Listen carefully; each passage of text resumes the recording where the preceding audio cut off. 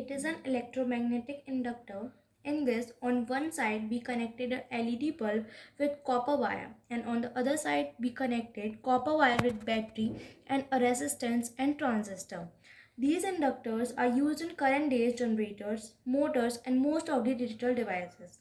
This project is to show the working of the electromagnetic inductors. When we put both of these close, the LED bulb will start glowing.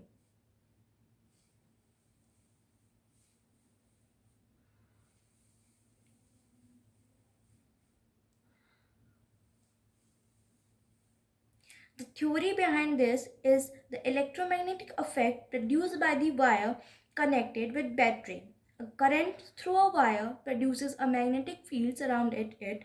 The strength of this field depends upon the value of current passing through the conductor.